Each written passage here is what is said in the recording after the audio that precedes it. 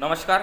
मुख्यमंत्री माझी लाडकी बहीण या योजनेमध्ये काही मुख्य 3 ते 4 या अटी शर्ती होत्या. त्यामध्ये बदल करण्यात आलेला आणि तो काय बदल करण्यात आलेला आहे नेमकं ते आज आपण या व्हिडिओमध्ये संपूर्ण पाहून घेऊया.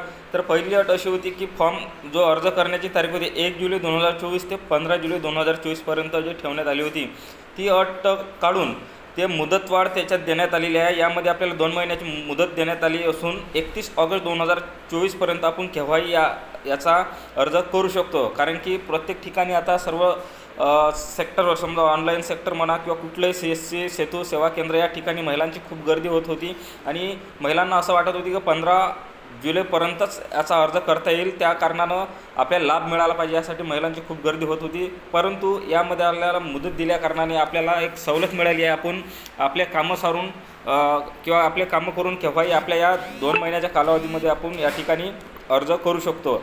तर दुसरी अट यामध्ये अशी होती की आपल्याला अधिवास प्रमाणपत्र आवश्यक होतं असं यामध्ये अट होती.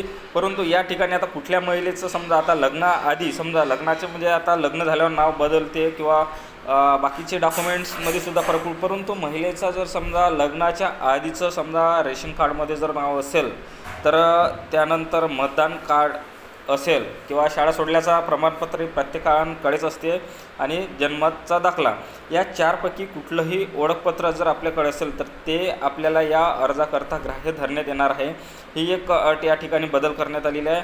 आणि तिसरी जे आहे तर सदर म्हणजे योजनेत 5 एकर शेतीची अट होती. बरोबर, ज्यांच्याकडे 5 एकर शेती आहे त्यांनाच अर्ज करण्यात समजा येत होतं. परंतु ज्यांच्याकडे 5 एकर शेतीपेक्षा सुद्धा शेती असेल तर ते सुद्धा या म्हणजे योजनेचा लाभ घेऊ शकतात. त्यांनासुद्धा अर्ज करता येईल. हे सुद्धा एक अट महत्त्वाची होती. आणि एक वयाची अट आहे. कारण की चौथं म्हणजे महिलांना 21 ते 60 या वयोगटापर्यंतच अर्ज करण्यात येत होतं.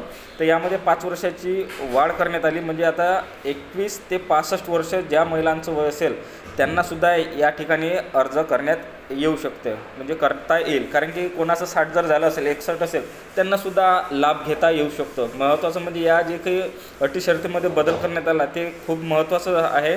त्यामुळे आता आपल्याला खूप मोठी सवलत मिळेल. आणि ज्यांचं लवकर अर्ज समजा सबमिट झाला किंवा कोणी 31 ऑगस्टला जरी झाला असेल तर त्यांना त्यांचा जो लाभ आहे जो आपल्याला जे सांगितल्याप्रमाणे म्हणजेच जुलै महिन्यातचा जे समजा 15 ऑगस्टपर्यंत तारीख दिली होती तर आपल्याला ऑगस्ट महिन्यात जो पहिला हप्ता मिळणार होता जुलैचा तर तो ऑगस्ट महिन्यात ज्यांनी सुद्धा अर्ज केला असेल त्यांना जुलैपासूनचाच हप्ता मिळण्यात येईल. म्हणजे अर्ज जरी लेट केला पण सुरुवातपासूनचा समजा जुलै महिन्यापासूनचा त्यांचा हप्ता हा आपल्याला मिळण्यात येणार आहे. म्हणजे आपण अर्ज जरी लेट केला तर आपल्याला आधीचा हप्तासुद्धा या ठिकाणी मिळणार आहे.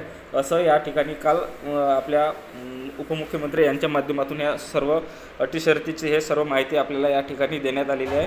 तर एक हे छोटीसे म्हणजे ज्या काही अटी शर्ती आपल्याला बदल झालेला आहे हे प्रत्येकांना माहीत असते किंवा माहीत होणारच आहे. प्रत्येक जणांच्या चर्चा चालू असते. परंतु ज्या प्रॉपर आहे त्या जे अटी शर्ती आहेत त्या माहीत असल्या पाहिजे म्हणून एक छोटीशी माहिती देण्याचा प्रयत्न केला. धन्यवाद.